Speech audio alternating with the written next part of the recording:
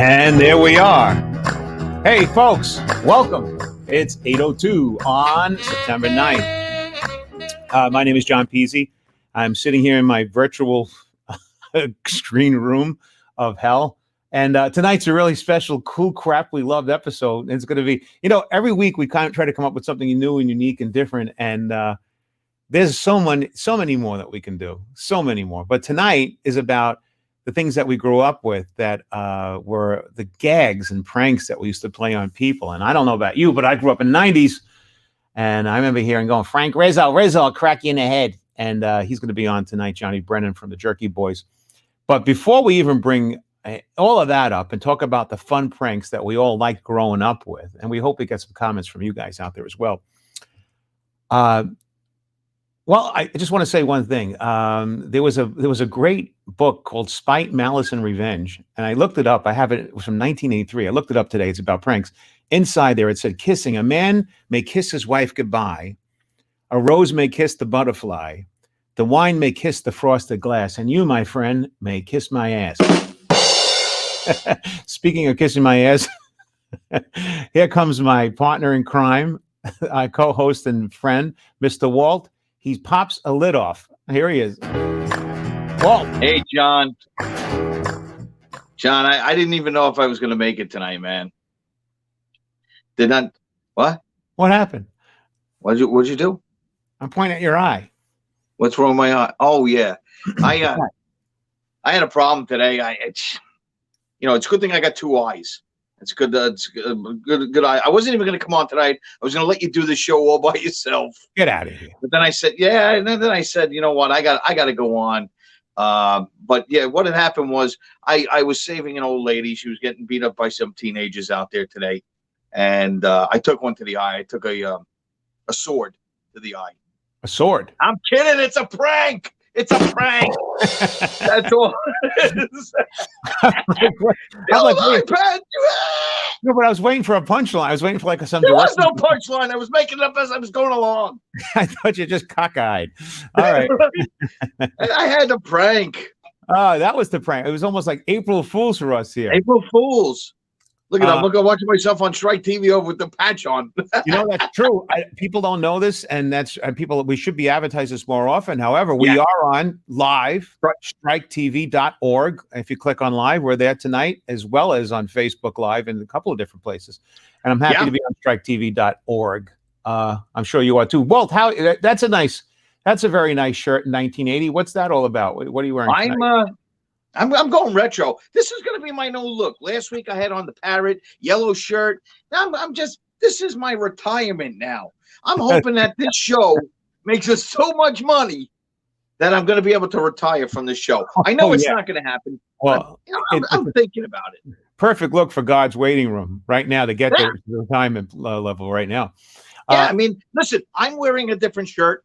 Evidently, you're wearing the same shirt you had on last week. Is this the one I wore last week? Yes. Laugh again? Okay. Laugh again. Don't tell me you washed it. I probably not. I think I probably had it right over here amongst all the other stuff. My wife would have that washed. These are the same underwear as last week. This is disgusting. The lucky underwear. My lucky. I only have one pair of lucky underwear. And so we're going to do pranks tonight with Johnny Brennan. I grew up. I got to tell you, the first time I got that Jerky Boys tape, a friend of mine, I guess it was probably around 1990 or so. He gives me this tape. He goes, you got to listen to this cassette tape on the way home. I got to tell you something, man. I almost crashed my car laughing at these things. They were so fun. Hey, and actually, this guy, Johnny Brennan, turned Saul Rosenberg character. He's the old Jewish guy is like, oh my God, I can't do this no more. He turned it into Mort on the Family Guy, which is unbelievable. It's a beautiful transition. And you know something? This I did too. I remember listening to this stuff, and I loved it. I remember I just loved specifically the anger and the New York, Brooklyn-y kind of Bronx attitude, like, hey, Rizzo, I'll bang you in your freaking head. Open up the door, that. I just kind of, because I grew up with a bunch of people that really spoke like that. So. Yeah. What was the guy's name that he was calling up for as Frank Rizzo? He's like, hey, jackass, put on Brett Ware. Well, we can't do this. We have to have him do it because we're just bad mimics at this point, right? And I got to bring this. I got to bring this up to him. I live near Middletown, New York, which is 2 towns over. And he sold cars. Like one of them was a car salesman to a place in Middletown. He goes, what I do is I take them and I grab them by their head and I push their effing heads into the car and I say, you're gonna buy this car. He's like, whoa, we don't want that. We don't need that. He goes, all right, when do I start? I remember that. I remember them. I don't know. I think I remember taping these too, because like it wasn't like the internet was on fire back in the 90s. It didn't, internet didn't start in the 90s, or, so I don't know if we had them on cassette or recorded. I had them on cassette. I had them on cassette. Then they came out on DVD. I'm sorry, CD, and they weren't as funny. I mean, they were funny, but they had the horns and they couldn't curse and stuff like that. It was a lot better when he was able to curse. Yeah, I agree. It's very New York, isn't it? It's like, hey, it's New York, and that's what I love. And he's got his first album coming out in 25 years, and we're going to talk about that. Okay, and I also want, matter of fact, here, look, we just got a comment there where Kurt says, "Wow, I just watched a Jerky Boys movie over the weekend. It's on Hoopla RN. What the hell is Hoopla RN?" Who knows? It's probably only something that Kurt has. Apparently, I mean, RN's a Brett nerd. Ware. Brett Ware was in that. It was his childhood friend, Brett Ware. Yeah, I never heard of Hoopla. Is that maybe it's a Canadian thing or whatever? Is that where he's from? I have no idea. We have other pranks that we bring up, and also anybody who's watching, Johnny Brennan wants to answer questions. So you submit a question, and it's a good question. John will bring it up, and we'll have him answer it. Feel free, ask the questions. He's looking forward to that. He likes that. So, hey, so Walt, tonight is what is the whole big deal tonight? We're doing pranks. Pranks. What kind of pranks? Pranks that we played when I was a kid. When John was a kid, he was 3 years older than me, and we played the pranks. And these are some of the pranks that they're stupid, and some of them still work today. But they were funny as hell back then. Comment about the shirt. I was going to make another bad joke about your shirt. About I'm 3 years older, but the shirt is 30 years younger. So, but you're right. It's a lot of math. Am I really 3 years older than you? Is that true? What are you? I'm going to be 56. You're going to be 59. Oh, you're absolutely right. On the money. Okay. Hey, so let me ask you a question. As a kid, what was one of a couple of pranks that you used to play as a kid? Because I have like 3 or 4 when I lived in Brooklyn that were really popular. The biggest prank. I mean, the 2 biggest pranks was one of them was putting the dog poop in a bag and then lighting it on fire, ringing the bell. They come out, see the fire, they stamp on it. Well, and I think we used to call that ring and run.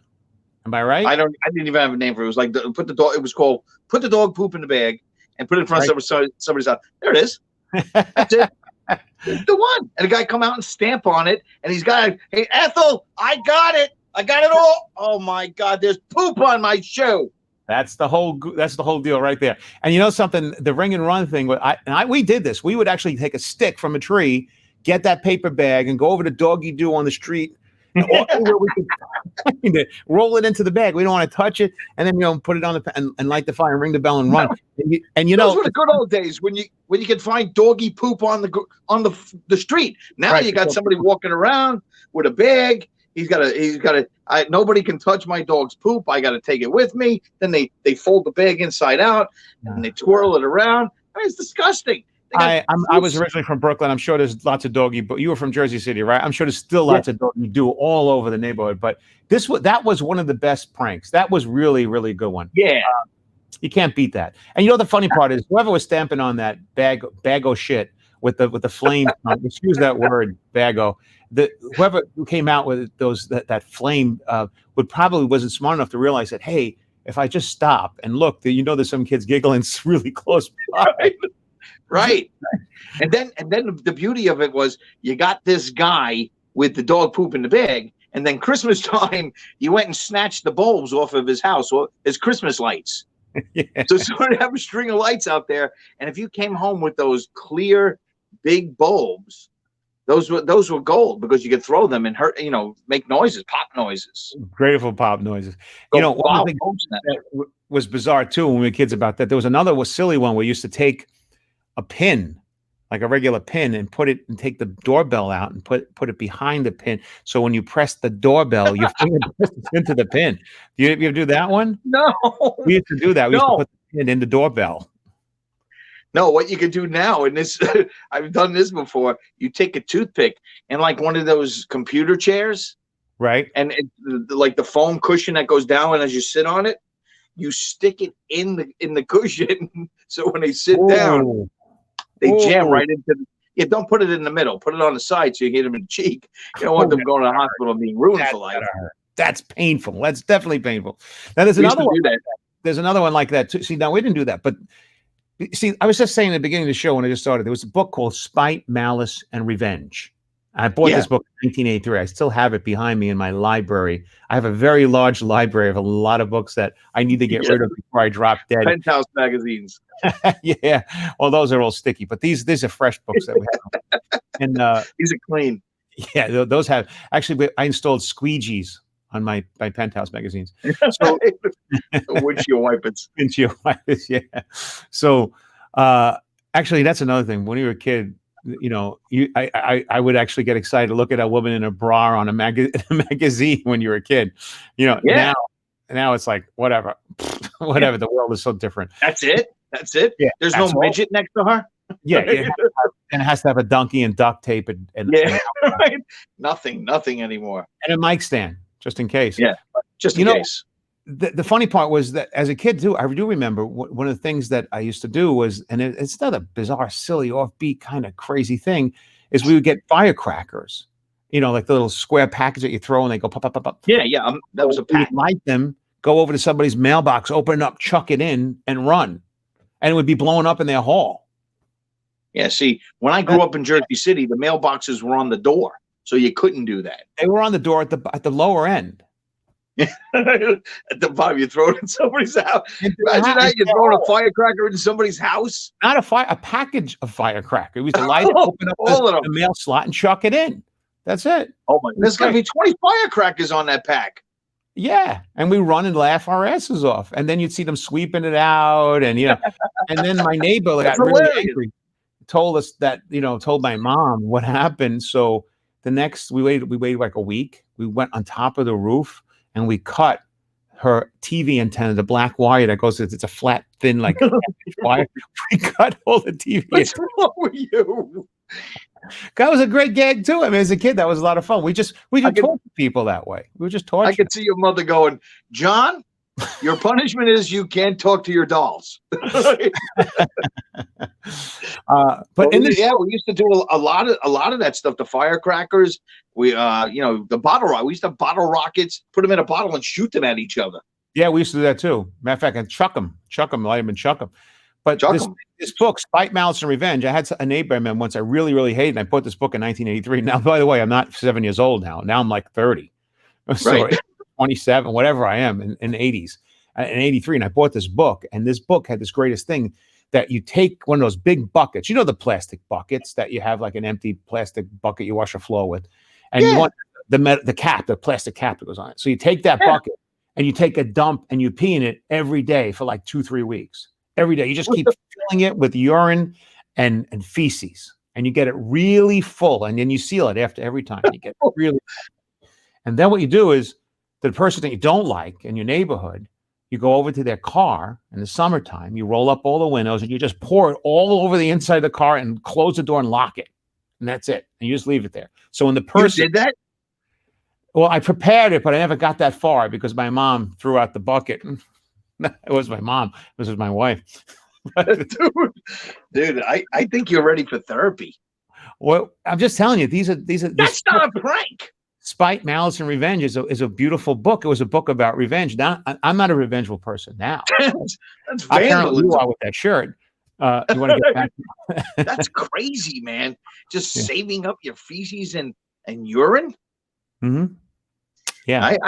I got to be honest. I'm not sure I want to do this show with you next week. Bring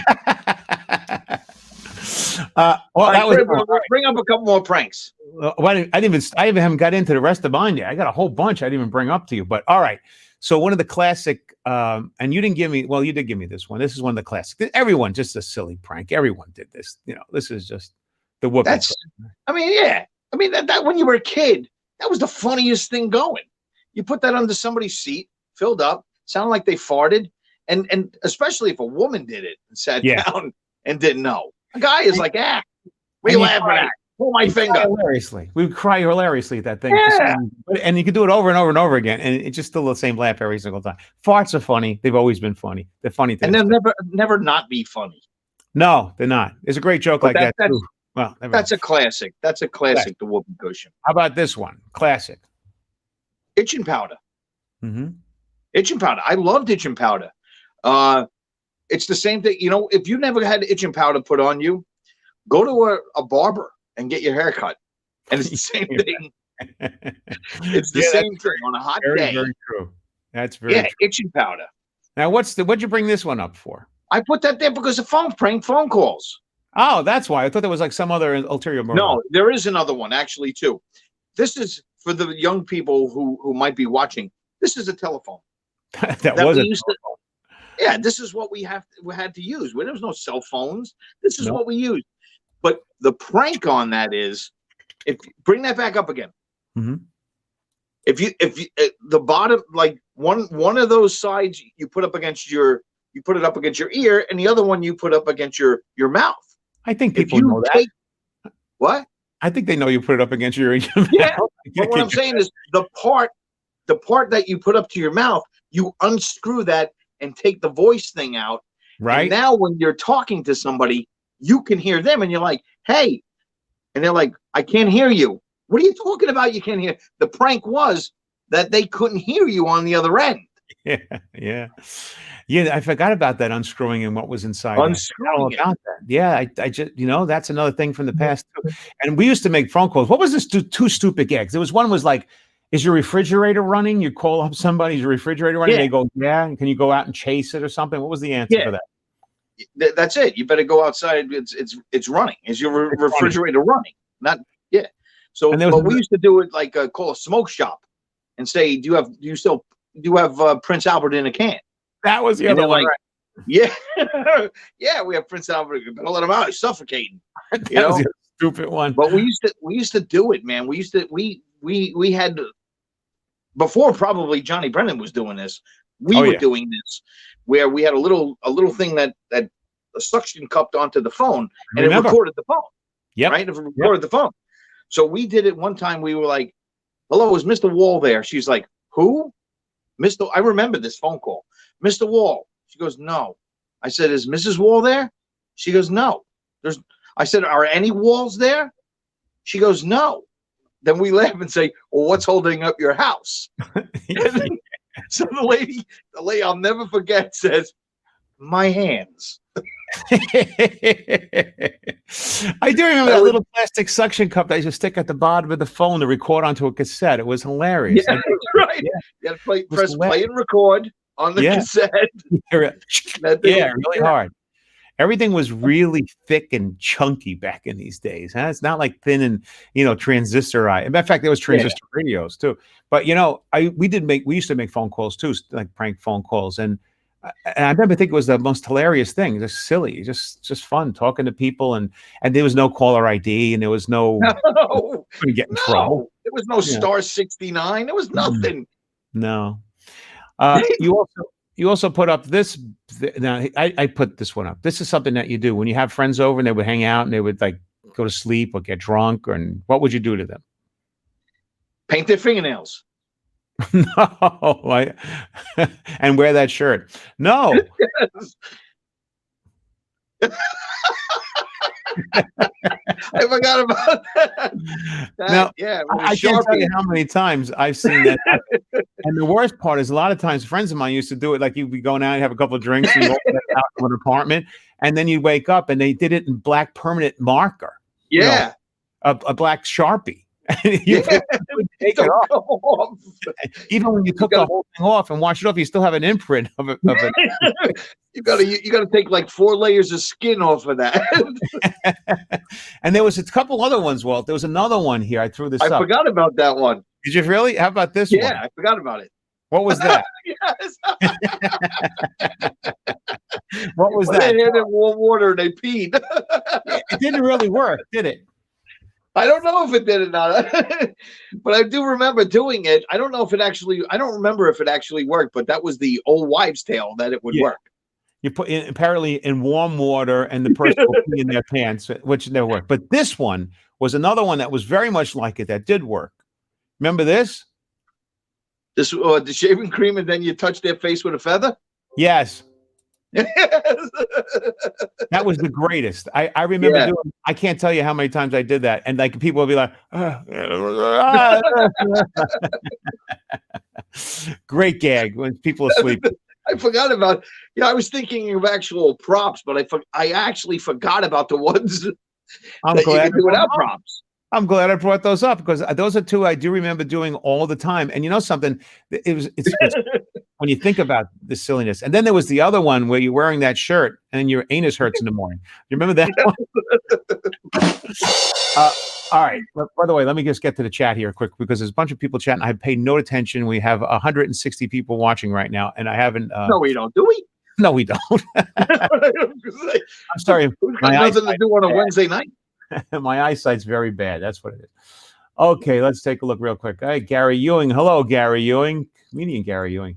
Daniel Miller. Oh, I threw my threw a mail. I threw a slot once and I got scratched. Looked like it was a cat. There you go. Also, Jeff Brook. How about the Zap pen? Yeah. Now I think Zap pen. Well, I have the Zap gum. I gave you the Zap gum. Yes, but the Zap pen was the one that you got electrocuted when you touched it. Yeah. Okay. Hey, No Filter Ron is here. No Filter Ron. Hello, Ron. What's he saying over there? He's chopped somebody's head off. Fortunately, he hasn't said anything wrong yet. We're good. We're all good. Daniel Miller, stink bombs. Those were great. Yeah, stink bombs were good too. I love stink bombs. That's a great one. Let's see what else we got. A whole bunch of baby here. Who's that? Jeff Brook. Baby powder in the hairdryer. Now that one's a new one. I don't think I've ever done that. No, but that makes sense because you put it in there for the next time. You put baby powder in the hairdryer, and when they turn it on, it blows all the powder into their face. I like it. I might try it tonight. I might do it tonight. Yeah, look at Ron. I'm getting ready to do it now. I might do that tonight. Now let me bring up a couple more of these photos there, Walt. My wife would be so pissed if I did that tonight. Now, speaking of pissing off your wife, besides marrying her, I'm going to tell you one I did to my wife that pissed her off. And it's a great gag. I don't know if I have a picture of it or not, but it's a really cool gag. I think I may have a picture of it. Maybe not. It's somewhere. It's somewhere here. It's deep. I have a lot of stuff. We're never probably going to get through all of them. But so you take a rubber band, right? And you go to the pull. You have this in the sink in the kitchen. You have the nozzle that you just get a glass of water or wash dishes with or whatever. And then next to it is the little hand spray that comes out. Yes. So you take a rubber band, and I did this to my wife. You take a rubber band and you put it around and you make it tight so it's closed.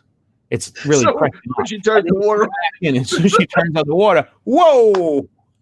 That's great. So I did this and I cried. I cried so hard. I mean, she came in, opened it up with like that. I could, you can't stop breathing kind of laughter, right?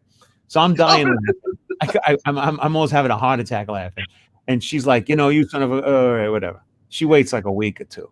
And then like a week later, I'm in the bathroom, I think, or I don't know why. I think we're sitting on a couch, something. All of a sudden in the middle, she goes, "Oh my God, there's a fire. The house is on fire. Run." And then we get outside and like, no, I was only teasing. That's for getting me with the water. I didn't even wipe. Yeah, that's right. You know what was great? And I have it on there. That's a great one. But speaking of the toilet, when you're sitting on the toilet, if you put saran wrap on the toilet, it sticks to the porcelain, so it's real tight, like a tight seal. So you don't see it. About this, sir? Yes. Oh, you brought it up? I sent it to you too, but saran wrap on the toilet is awesome. Why'd they use Nutella? Because Nutella, well, it's chocolatey and it has a nice swirl to it. Look at the swirl on that baby. That's a good swirl. It's a bowl winder. Look at it. It's a beauty. Yeah, I like that. But actually, yeah, but by the way, there's a lot of the crap on the toilet jokes too. That's not the only one. There's a bunch of other ones like that. Yeah, but the saran wrap is great because you don't see it. And then when you pee on it, it just shoots all over the place. But if you sit down and take a dump, though, you're not going to dump on the plastic, right? You're going to feel it. Yeah, that. you will. No, you won't feel it. Oh, no. You got the seat. How far down into the seat do you go?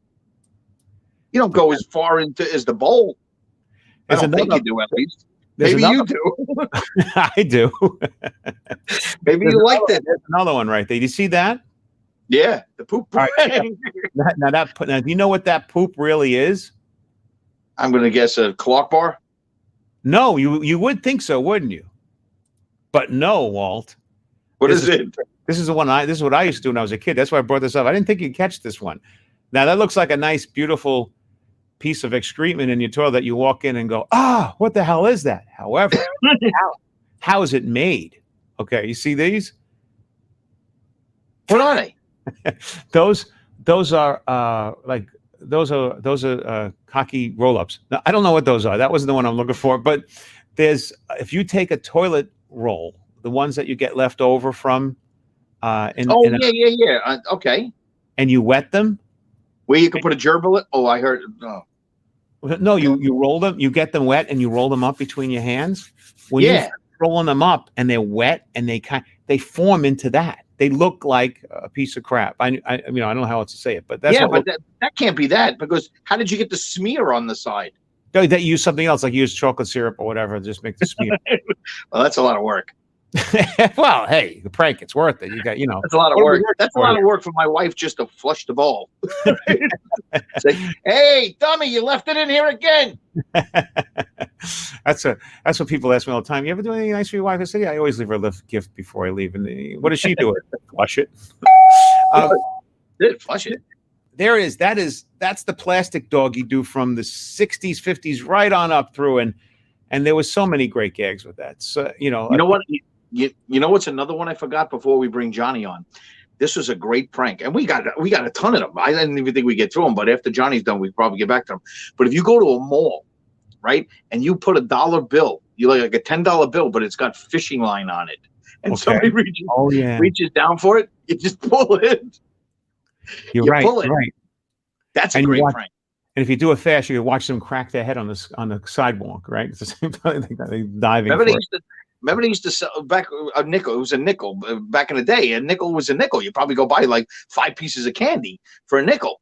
They used to have the nickel that had a nail head on it, and you would hammer it into a piece of wood. Actually, we used to do a trick. Somebody was trying to get the nickel up. Speaking of that reminds me of another one. You used to take a quarter of a nickel. Remember that? And you put it on your forehead. And then you have a funnel in your pants, and you had to drop it in the pan. You had to get 2 out of 3, and you were the winner. And then when the person's doing that, you just pour all your water into his pants. No, we used to do that with the nickel. They used to put the pencil stuff on it, the lead, and then they're rolling it up and down their nose, and now they got the lead on their nose. I don't remember this one. What do you mean with the lead? So you take the nickel and you take the pencil and you color the outside of the nickel. So when they start rolling it up and down their nose, the lead comes off and stays on their face. I haven't seen that gag. That's one gag I had. I got to tell you this one, man. Since we're bringing this up, I got to tell you this one. We were in St. Lucia. We were on my honeymoon, and outside the hall, the eating hall, there was always somebody out there doing some kind of prank. There was one where they had a guy would throw 3 ping pong balls at your head, and you had to hit the ping pong ball and get it into a bucket. If you got it in a bucket, they gave you a bottle of champagne. Everybody coming out was trying it. Nobody could get it in the bucket because it's really hard to do. You throw this guy from like Belgium who was a soccer player says, "I'm going to do this." They're like, "All right, sir, put your hands behind your back." They take a ping pong ball. He hits it, just misses the bucket. And it was like a regular sized bucket. The second one missed it. He goes, "All right, this is the last one." And they threw an egg at him. He hit it as hard as he could, and he had egg all over his face. I did not expect it, and I could not stop laughing. Love it. I love it. I love it. I love all of these gags. As a matter of fact, I feel like doing a couple of gags right now. I'm like ready. I love gags. Gags are fun. I mean, all of this stuff is growing up this is what, humor is about, sick stuff. And this is all sick stuff. Speaking of which, I have Mr. Brennan here right now. So I'm going to bring him up here. Give him his intro. Well, actually, I have to say something about this. Johnny Brennan is an American comic actor, film writer, and voice actor. Johnny Brennan is the creator of the Jerky Boys, who had a series of multi-platinum prank phone call CDs between 1993 and 1999. And I listened to every single one of them. and he's appeared himself as a member. Get that. Hey, look at that! Try again. That's my Siri talking to me. Not the Siri. Siri's got a really masculine voice. Yeah, apparently so. Anyway, Johnny has got a new movie coming out of the Jerky Boys, and I understand, Walt, didn't you also say that he has a new CD, a new album? He calls it an album, and I call it still an album. From 25 years ago was the last one that he put out, so he's got a new album coming out. You know, in 2010, I see here too, he released an iOS app titled The Jerky Boys Prank Call and Jerky Boys Pinball, developed by Inno4. He's got a wonderful history, and he's a funny guy, and he's definitely unique, and he's here today. So on the Family Guy. He's Mort on the Family Guy. That's right. Which, by the way, that is definitely growth from one end to the other, isn't it? I didn't even know that was him. I watched the Family Guy, and it's Saul Rosenberg, and I want to fall down the stairs with my shoes and my glasses. I didn't even know that was Mort. Well, let's bring him on here, folks. Here he is, the wonderful Johnny Brennan. Hey, there you go. Hey guys, hiya. How's everything? He looks like he's working out. I just finished a little game of tennis. I was swinging at the fences, but it's nice to be here. Yeah, it's pretty amazing through the years. The whole Jerky Boys and the new record coming out. This will be the first record in it's over 20 years, almost 23 years. Wow. Amazing that time flies that quick, huh? You can't even believe it. You know what's funny, though? Now we're hearing you speak. You could almost hear that Frank Rizzo sound in the background. Frank Rizzo. Yeah, it's me, Frank Rizzo. Open your ears, jackass. Yeah, classic. Where were you brought up with that attitude? Where were you brought up? You know, it's funny. I was born and raised in New York City, but it kind of all over the place. So I was born in Manhattan, and then my dad thought it'd be great to get, to raise the kids up in the country. So we moved upstate to a little town called Salisbury Mills, Washingtonville. Salisbury Mills. It's about an hour, maybe an hour out of New York. I live in Chester. Stop you bragging, kidding me? No, I live in Chester. That's why when you did the character saying the car dealership in Middletown, I was like, wait a minute, I live right near Middletown. Yeah, I love Chester. Chester's one of my favorite. Let me tell you something. All of the towns up and around here, Salisbury Mills, Chester, you got, Goshen, you got all of these just incredible towns. You got Warwick, and they're all just, and I see exactly why it was a great idea for my dad to raise the kid. So 1964, 65, something like that, he bought a place right over in Salisbury. And, so that's always been in my life, and that's where a lot of the magic happens. I'm the oldest of 5 children, and some of the greatest and fondest memories of the Jerky Boys that people have loved over all of these decades. A good example, Baby Jesus. When I came up with, God help us, God and Baby Jesus help us. People love that to all these years and decades, and that actually happened right over in Salisbury Mills. And so a lot of the memories and a lot of the anecdotes and stuff that people have heard over the years in the Jerky Boys, it's all been part of my life, whether it be Manhattan or it be a little bit upstate New York. Because then, we came upstate New York, and then my mom's like, after a few years, she's like, look, my father stayed in the city. He was running Abercrombie and Fitch, and he was also doing, other jobs with his brothers. He had a very, very big family. So my mom's like, enough of this crap. She's like, she wants to go back to the city. So then I moved to Astoria, Queens. Then I lived out in Astoria, but we always kept the house up in Salisbury, which is a great thing. And that's awesome. And then moved to Astoria, and then from Astoria back into Manhattan, because my father was going to start running these Park Avenue, Fifth Avenue, these very ritzy buildings in New York City. So that's what we did. And it was the greatest years of my life to be back in Manhattan. It was from 13 years old right up on through like 27, 28. So you can only imagine my sister and I at 15 and 16 years old, we were sneaking out on Friday and Saturday nights to go down to CBGB's. So you couldn't imagine how great it was to grow up and spend those years back in Manhattan. And on the weekends, we'd head back up to Salisbury Mills. It was all over the place. And Salisbury Mills had a train that ran right down there, down to Hoboken. That's right. Well, now in Salisbury, a lot of neighboring towns like Chester, like where you're from, and people will come to Salisbury and park and take the train now into Jersey and then get right over into Manhattan. Yep, down to Hoboken, to Secaucus.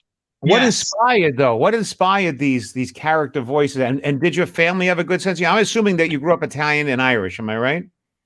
Well, it's funny. It's Irish. It's an Irish background. No Italian, although my wife is Italian. But for me, it's Irish and my mom's side Cherokee Indian, and Irish. So that's all I've ever known. And yeah, the sense of humor. My character Frank Rizzo is based on my father. That's whenever you hear Frank Rizzo, you're hearing my dad. And that's when my father got pissed. That's when he got pissed off. Whenever my dad would get pissed off, that's what you'd hear. In a normal conversation, he would sound very similar to like right now, the way we're speaking. He didn't, because he had he worked on Park Avenue, Fifth Avenue. These guys, you carry yourself nicely. But when he got pissed off, like that's where the shit would come out. Like, my kid brother, my baby brother, grabbing a bunch of groceries off the table and running inside. My father, hey, where the f are you going, muffin ass? And that's where when you hear Frank Rizzo, that's exactly what you're hearing. It's like, and I told you 10 liver lips. I'm the best. I'll work circles around you. I'll wrap your fucking head in with a ratchet. So whenever I'm doing that character, that's my dad. Whenever I do the character Saul Rosenberg, I'm doing my mom. So all of these characters, Howard Stern said it best. He says, people have been trying for over 40 years to do another Jerky Boys. It ain't going to happen because, all the characters in the Jerky Boys are based on people that I've known growing up. And they're wonderful characters. And that's why to this day, they're so beloved.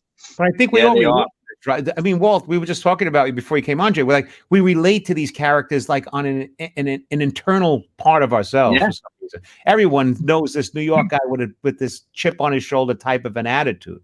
And the same thing with the woman. I went golfing this weekend. I was golfing Saturday, and some guy had a good shot. I was like, "Nice shot, jackass!" Yeah. But Walt, it's funny. Walt, we go way back. He's over here in Chester, and so now, how long you were growing up in Chester? No, I grew up in Jersey City. I've been up here for about 23 years now. Yeah, Chester, just a beautiful town. My daughter plays at the fields in Chester that were just done, the softball fields. No, not the Rock. She plays there too, but that's Frozen Rope. She plays at the other one, the high school. They just did the fields. Man, gorgeous fields. I actually, well, not to get off subject and make this boring, but I run the parks for the town of Chester, so I know all about those fields. You haven't run through a park in years. Cut it out. I haven't run, period. Yeah, that's great. But, somebody thought, how cool would be able to say Frank Rizzo is my father. Frank. It's Frank. Yeah, Frank Rizzo. Yeah, so this is really great working on this new record. It's been a long time coming. People have been asking me forever, Johnny, when you got to come out with a new one. Got to come out with another record. And it's been a long time. It's I've been working on Family Guy almost 20 years. That's awesome. My character Mort Goldman is one of the most beloved characters on the show. Because he's, again, it's not a cartoon. They put a cartoon to the real person.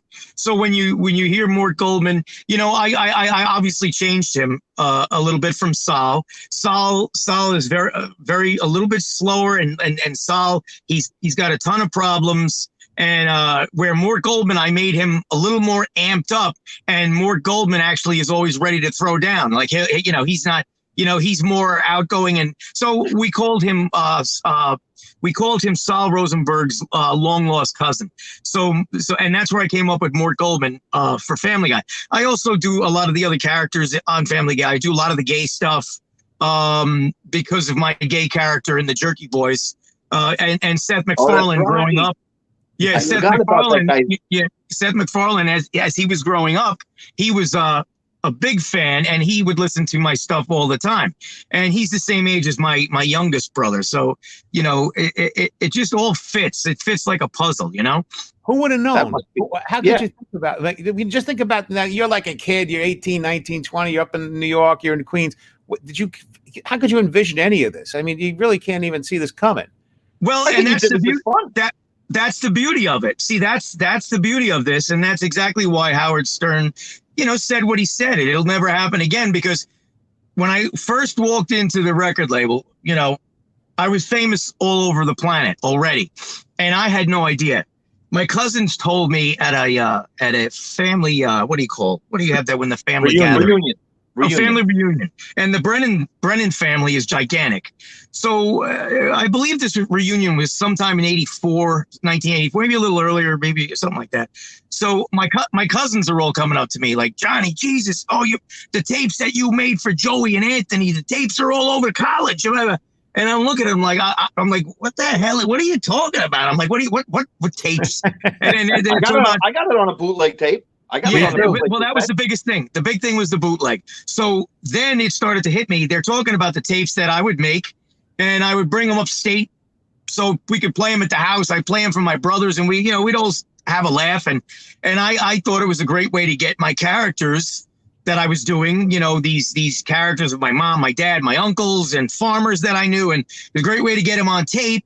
And then we bring them upstate and we have a laugh. And I could, because I was a very shy person by nature. I'm not the kind of guy that easily goes in front of thousands of people or even 50, 60, 100 people. I was just never that person.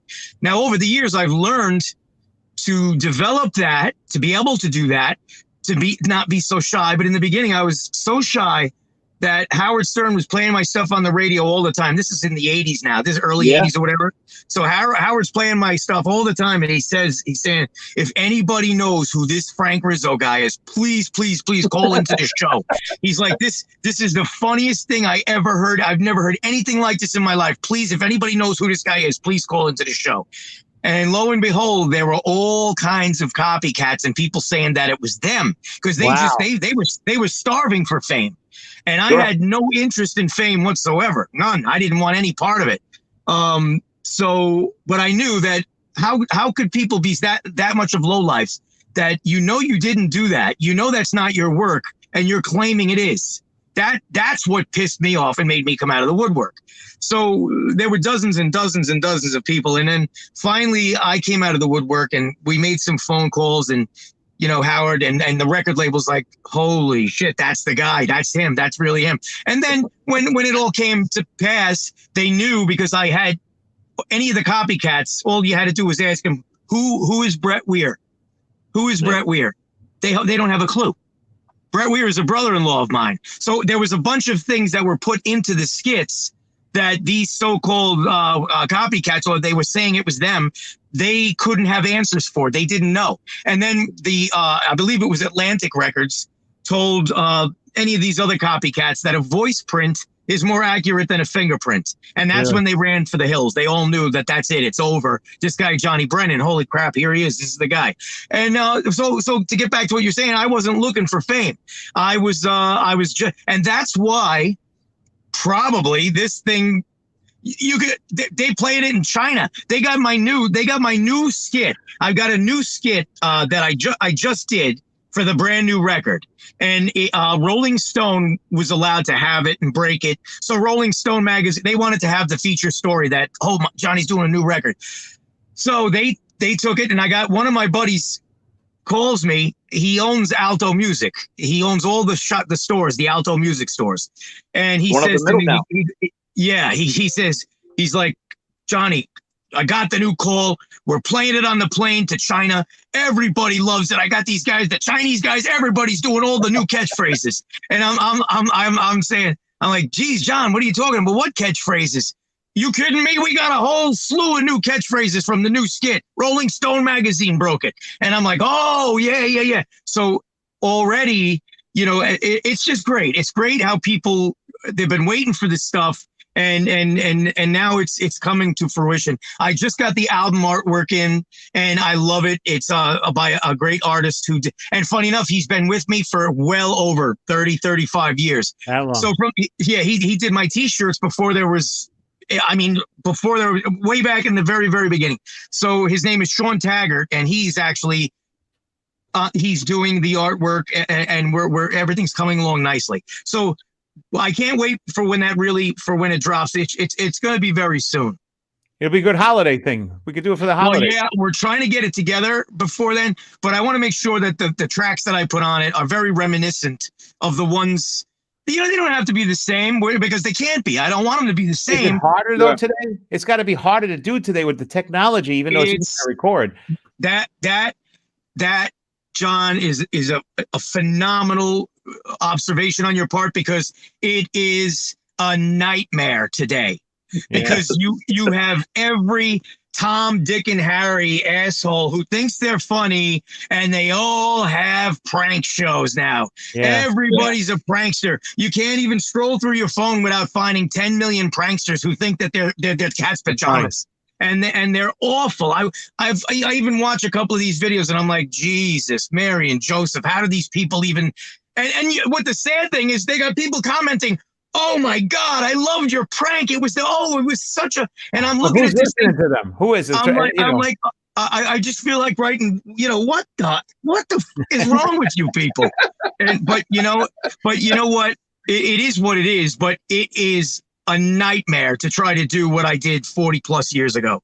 I would imagine. So John, I have the question. John and I were talking about this. When I used to do these, I probably did them before you did, but they had a little suction cup that went on the phone, and that would tape it onto a tape recorder. How did you tape the phone calls? Because you didn't have this big studio, I'm assuming. No iPhones. No, I did everything in the open air. We all did that crazy stuff when we were kids with those little suction cups, and I actually had another device that I was doing the reel to reel back in the mid 70s when I was a kid. My dad got me a reel to reel from one of the buildings. He's serious. And I was using a reel to reel with matchbooks, and then I got funny enough, my uncle Vinny, who's the character Kissel. Yep. Kissel, yes. You know Kissel, right? Mm-hmm. Yeah, I remember him. Yeah. So my uncle Vinny, he told me like this. Kissel. Kissel. Yeah, his real name is Vincent, and he was the inspiration for the World War II character Kissel in the Jerky Boys. So he got me a phone that he found somebody threw out in his building, and he found it and he gave it to me, and it was just a handpiece. But I used a pencil eraser, and I broke it off the pencil, and I used tape. And I taped it around because it had a volume button where it could raise the volume. And that's what I started taping with back in the mid 70s or some way back then. And it was incredible. And then just kept going on and on, just getting these characters on tape. And the rest, like the rest, like they say, is just some things are meant to be. And that's, I guess, the only way you could describe it. I have another question, John. The guys that you like, with the car salesman and the guy, the dentist or whatever that Saul Rosenberg went to, did you eventually call them back and say, hey, I taped you? Did they ever find out who they were? Yeah, they the management on some of the bootleg stuff, there was no way to get back a hold of these people. There was no way, because the stuff, it was just too primitive. And it was done just eons and eons ago, and we don't know. We don't know who those people are. But then what about lawsuits coming back later on? Hey, that was my voice. You made money off of me. That kind of thing. Yeah. Well, see that. The good thing is you got to prove all kinds of stuff. You got to prove that you were damaged. You got to prove that you were hurt. You got to prove all sorts of So a lot of time, one off the top of my head, you guys remember the piano tuner, right? Yeah. With the dog stuck inside the that was the Rottweiler, guy, right? Yeah, so he's the only guy that came forward, and I think they paid him off with like $200. And they weren't even really sure 1,000% if that was him, but it was there was no real big bad deal about it. But then after that, after we did them, you got clearances and the management would play the call for the person, and they would go, "Oh my God, of course I remember that call." And then the management would work from there and try to get a clearance for the record company. I don't think it's that important these days.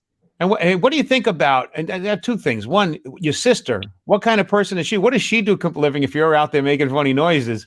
And then the second thing I'm thinking about is if you actually gone on and done all these crazy things today, you have to take these precautions that you're saying, like about clearances and things like that. What about this culture that we're in, where everyone looks to be offended? Everyone wants. How does that relate to you in this new world?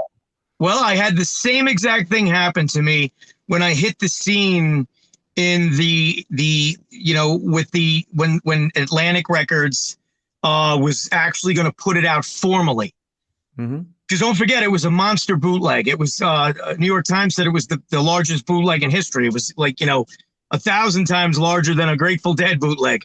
But the thing is, I didn't worry about that stuff, and I think that came across in what we did, because what we did was just trying to lighten everybody up, and we have these great characters, and they're just there to make you laugh and make you have a good chuckle. And they did.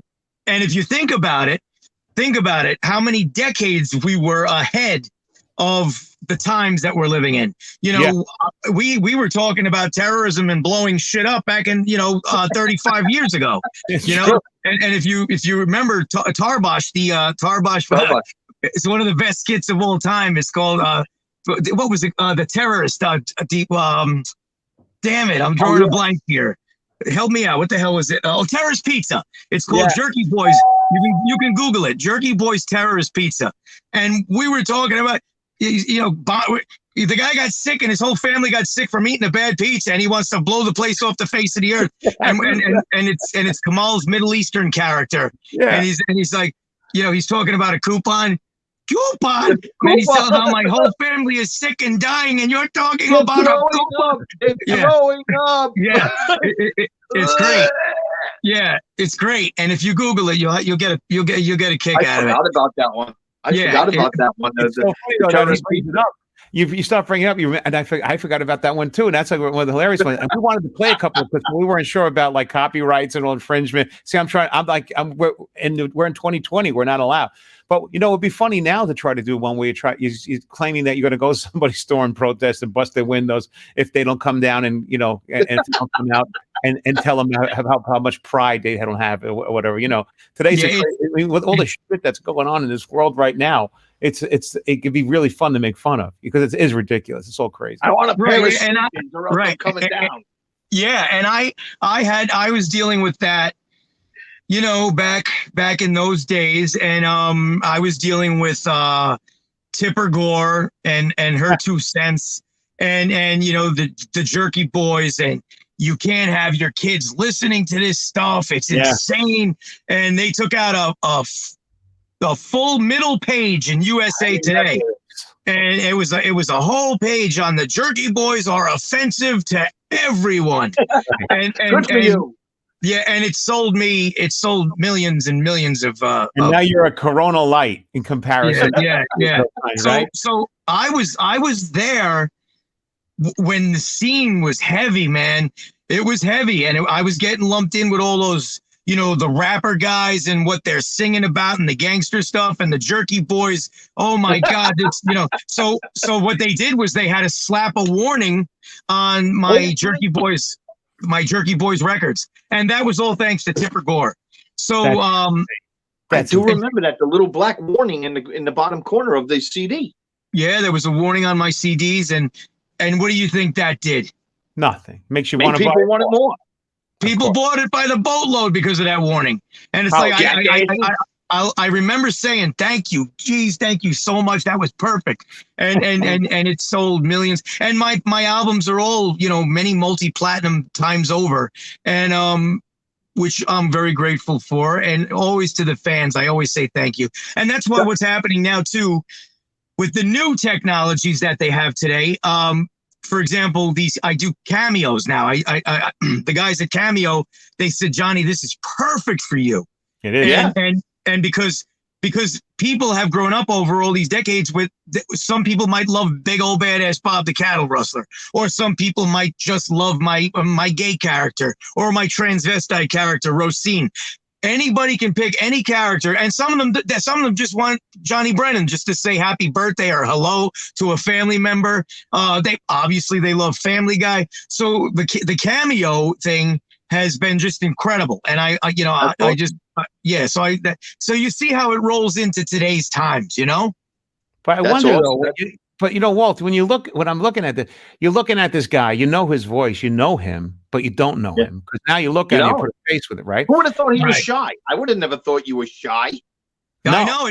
Let me tell you something. that took a lot of inner work, because in my life, for whatever reason, as a kid, I was, I have my older daughter. I have two daughters. My older daughter, she's 25, and she'll get up. She's 7 years old. She would get up in front of 20, 30, 40,000 people and play drums. Or if they told her to do a friggin' song and dance number, she would do it.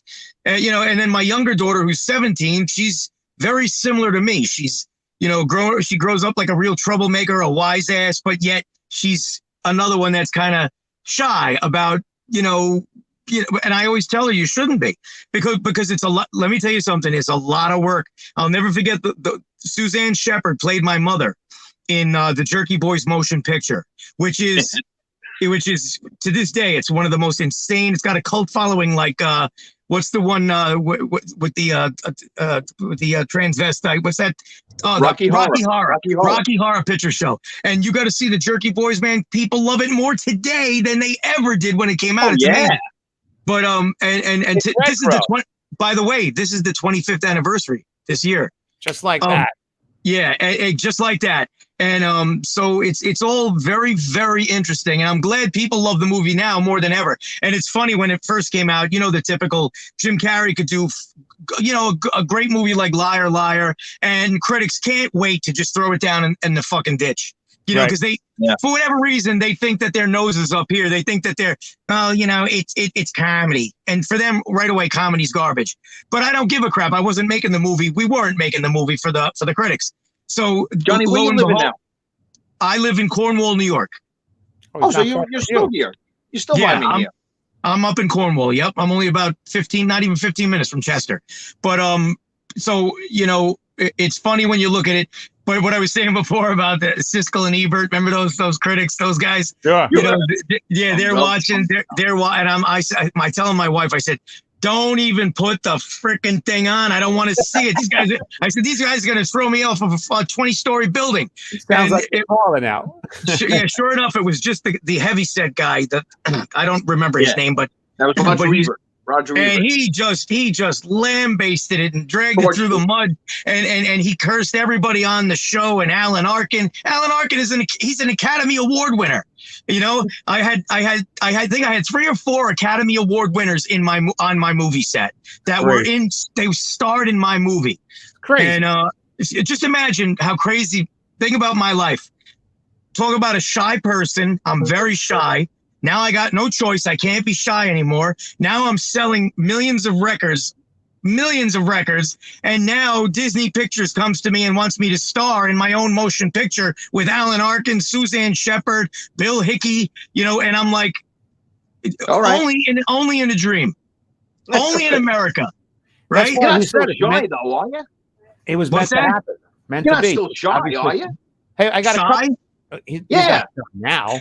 No, you gotta. I've worked through that, and I do shows now. I do live shows where obviously this all stopped right when COVID hit. So I wasn't obviously. So that's been done. That's gone right now for everybody. But I just started doing live shows, 200 or 300 people, 350 tops, because this way I can keep it intimate. I've noticed. I've done Comic-Cons where I'm speaking to 5,000 people, and you get lost. There's no intimacy there. Right. Maybe with a couple of people in the front row, but you can't really touch the crowd. But when you do 200 people or 300, 350 tops, you'd be shocked. You can actually make eye contact with pretty much everybody in the room. And the shows have been fantastic. And I don't do stand-up comedy. That's the difference. And I think that's one of the beauties of it. And that's why they love it.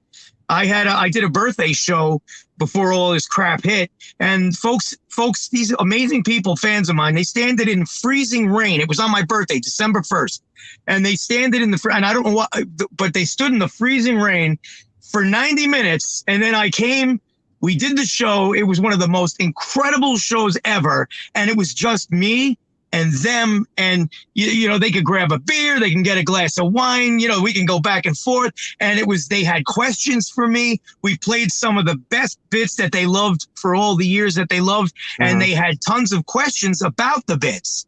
So it was phenomenal. So I've done a few of these shows, and I was just getting started to book and get bookings and take this show on the road. And here comes COVID. Just as well, you got to watch your throat right now. This is real important. This is your moneymaker right here. Is the moneymaker. You want to make sure that. I thank God, man. It's been I've pretty strong. Certain characters that I do, I got to be careful that I get them done either at the end or out of the way, because so I don't ruin my voice for the other characters. Yeah. Johnny, there's a couple of questions here from people. One guy said, "How about sharing a little bit of the new stuff before it comes out?" Is this, I guess, about the new stuff coming out? What could he expect with the new stuff coming out?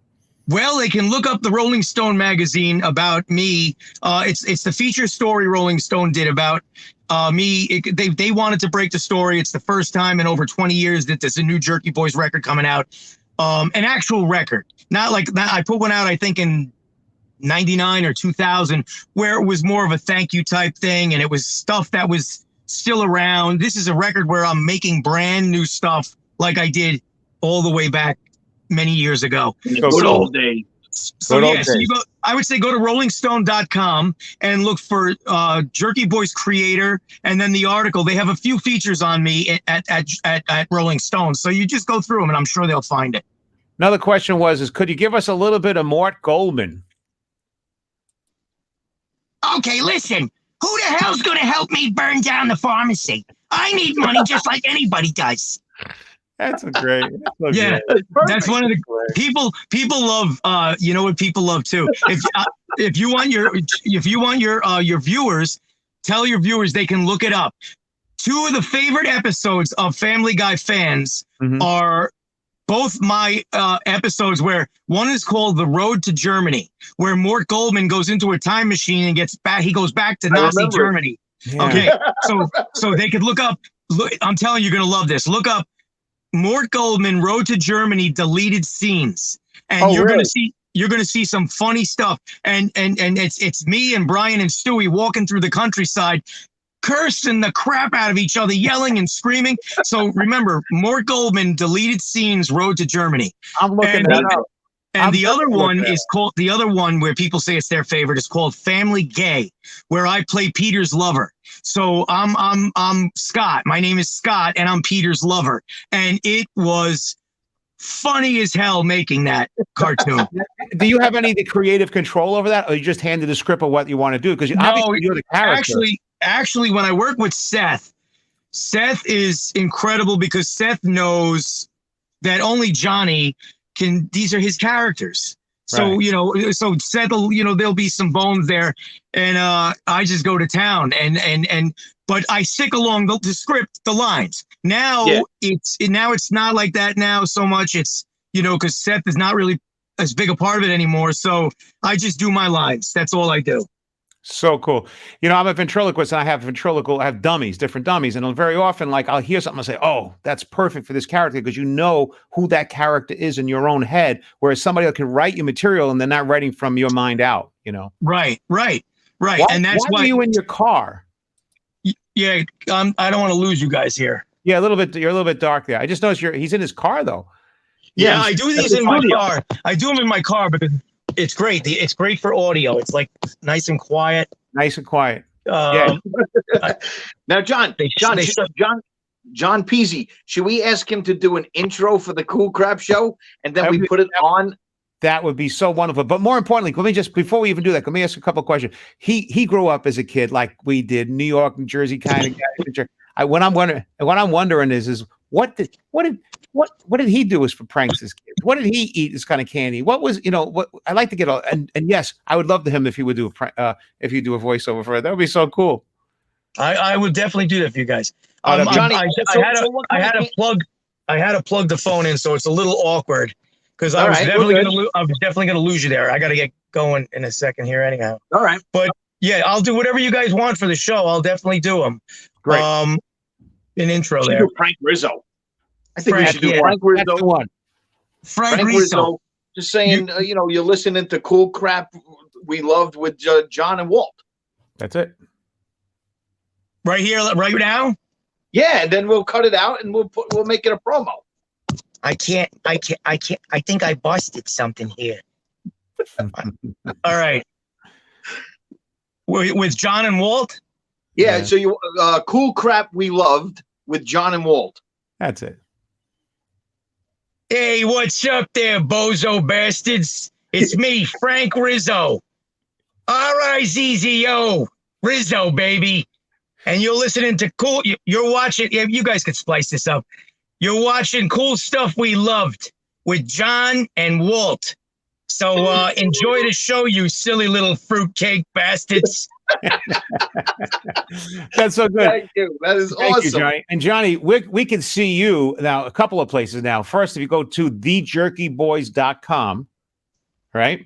That's the Jerky Boys. The jerkyboys.com is my website. People go there to buy coffee mugs. They get hats. They love the hats. They love the T-shirts. And I do other things there they could check out if they want. I have a copy of the movie, the Jerky Boys movie I signed, and stuff like that. And obviously the new thing people go nuts over are the cameos. So you go to cameo.com/Johnny Brennan. Yep, we got it right there on the screen. And so you'll do an actual anything for anyone. You'll come in as your person or as yourself or as one of the characters. Yeah, they'll ask me. Some people, very few, but some people just say, "Hey, Johnny." They'll ask me to just be myself and just say hello or happy birthday or my sister's getting married or it could be anything. But some people just do it because they're like, "Holy shit, look at this! I can order a cameo of Johnny cursing out my friend." So a lot of people they do that, and it's so funny. I've been getting so many requests for my gay character Jack Torse, and it's hysterical. But obviously Frank and Saul and big old badass Bob, the cattle rustler. So everybody's got their own favorite, and they have their own special reason why they want the cameo for so and so, and it's really cool stuff. That's awesome. I gotta thank you for coming on tonight, man. Yeah, this is so nice. And thank you for even making that little voiceover too. That's so cool. Before you leave, did you play pranks anybody when you were a kid growing up? Did you do pranks besides the voices? Like we did silly things. You know, the funny thing is I never did phone pranks. I wasn't even interested in phone pranks. I had no inkling. I did live pranks. I'll just give you one I did, and I've been telling this for 40 years on the road in interviews. My sister, I don't know where she got it. She got a doll that was bigger than us. It was the size of an adult. So I dressed her doll up in I had one of those too. I played for ICYP football out in Astoria, Queens. So I dressed her doll up in all my football equipment, and I took the doll up to the roof. We lived in Astoria. We lived in one of those 3-story, tenement buildings. Sure. And on the top of the roof, there was like a little, not even a 4-foot, 3.5, 4-foot fence, chain link fence. So Crescent Street is the street I lived on. So the traffic would come up Crescent Street. So I ran up to the roof with this doll, and I timed it perfectly. There was a car coming up the street, and the car was coming up pretty quick. And I ran the doll to the edge of the roof, and I threw it over the fence. And all you hear was the football helmet hit the street first with a tremendous thud, and then you hear the car. The car came to a screeching halt, and everybody from down the block. And as a matter of fact, Kamal, who was in the Jerky Boys in the movie, Kamal came running up the block. That's how I met Kamal. He lived at the bottom of Crescent Street, but he was just a little kid. He was younger than me by about, I think, 5 years. So everybody comes running up the street, and everybody's like, "Oh my God, somebody jumped off the building!" And see, but that to me, that was And I was only at the time, I think at that time I was only 11 or 12, but that's the kind of stuff to me that's what I absolutely love, because I love to see and hear what the reaction was. What did the people think? And I could tell you how many times that my father That's beat way the over the top. shit out of me. Crazy shit. Yeah, I got back in those days. The belt came off, and I got the ass whipping of my life. Yes. Yeah, The belt and the spoon. Yeah, but I was the oldest of 5 kids, and my dad, in his heart, he probably said, "This, what am I going to do with this fucking kid?" And but because I was always doing silly shit like that to get reactions out of people. And that's what makes the humor. That it's the far-fetched, crazy shit that makes us all laugh even more. So hey, you're a blast, Johnny Brennan, and thank you, guys. Thank you. We could get him where, Walt? We could go right here. Cameo.com, Johnny Brennan. Johnny Brennan. I want to thank you. I want to thank you guys. Thank you guys. Thank you very much for having me on. And I always want a big shout out to the fans, because without the fans, there's nothing. You're absolutely right. You're a blast. Right, Johnny, maybe I'll run into you in Cornwall. Hey, thanks a lot, man. I'll definitely see you. All right, ciao for now, Johnny. Thank you, brother. Stay well. Healthy. Thank you. You too, guys. Thanks very much. Ciao. That was a good interview. That was so much fun. Well, we got to go. We're over an hour and 12. We didn't even get That's all right. Listen, hit us on Facebook. Cool Crap We Love. Subscribe to our YouTube channel. And just have a great week. I'm sure we're going to put together another great show for next week. And we're going to do more on this in another episode, because we had so many things that we didn't even speak about when it comes to get them.